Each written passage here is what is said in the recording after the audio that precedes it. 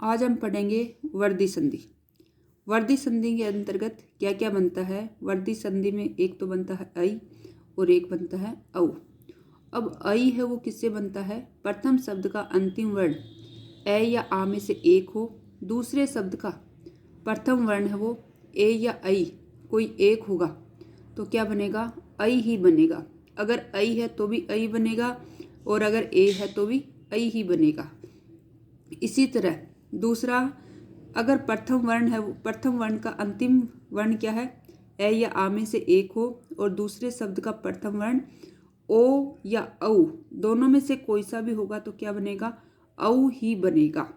अगर ओ है तो भी औ और औ है तो भी औ का औ ही बनेगा। अब हम इसका पहला उदाहरण लेते हैं, मत प्लस एकता। अब मत प्लस एकता है तो यहाँ त में क्या है? त के साथ में क्या है? अवर्ण, अस्वर है और इधर प्रथम अक्षर क्या है? ए। अब अ और ए मिलकर क्या बनेंगे? ऊपर हमने लिखा है ऐ बनेंगे, ऐ बनेंगे। अब हम इसको जोड़ेंगे, यहाँ पे म है, यहाँ पे त में से स्वर निकाल दिया तो क्या बचा था? त, और आगे ए इसमें ले लिया हमने यहाँ पे। अब आगे क्या बचा? क और ता, तो यहाँ पे क लिख देंगे और यहाँ त लिख देंगे। अब हम इसको जोड़ेंगे तो मैं तो यूं का यूं आ जाएगा, फिर त लिख देंगे। त के अंदर ऐ की मात्रा लगाएंगे तो एक तो ऐ की मात्रा कौन सी होती है? ये होगी और एक मात्रा ये होगी। तो कितनी मात्राएं आ गई इसके? दो और क ता, मतेकता। ये इसका संधि बन गया। इसी तरह हम इसका दूसरा उदाहरण लेते हैं, एक प्लस एक। इसमें प्रथम शब्द का अंतिम वर्ण क्या है? क में क्या है? अ।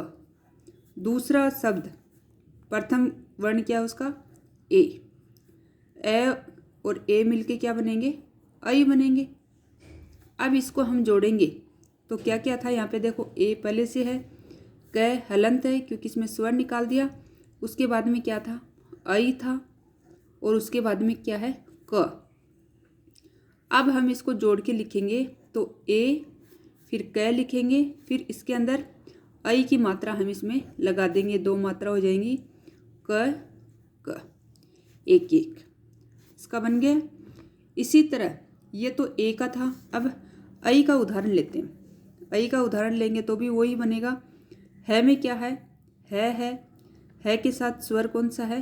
आ। दूसरा आगे क्या है? ऐ है। अब आ और ऐ मिलके भी क्या बनेंगे? ऐ ही बनेंगे, जैसे आपको ऊपर बताया था।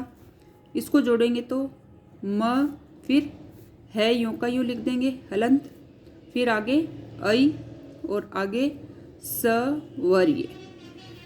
ये हो गया। अब इसको हम जोड़ेंगे तो क्या होगा? म ह में ऐ की मात्रा लगाएंगे तो दो मात्राएं आ जाएंगी, सवर्य, महेश्वर्य। ये इसका संधि बन गया। अब हम ओ का उदाहरण लेते हैं। है में क्या है? आ की मात्रा है, अलग अलग इसको लिख देंगे और आगे वाला पहला वर्ण क्या है? ओ। आ और ओ मिलके क्या बनेंगे? औ बनेगी, जैसा आपको ऊपर बताया था।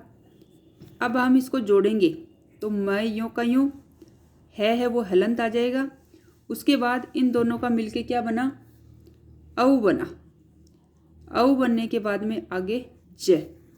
अब हम इसको जोड़ेंगे तो म ह में औ की मात्रा लगाएंगे तो हो ज, महोज।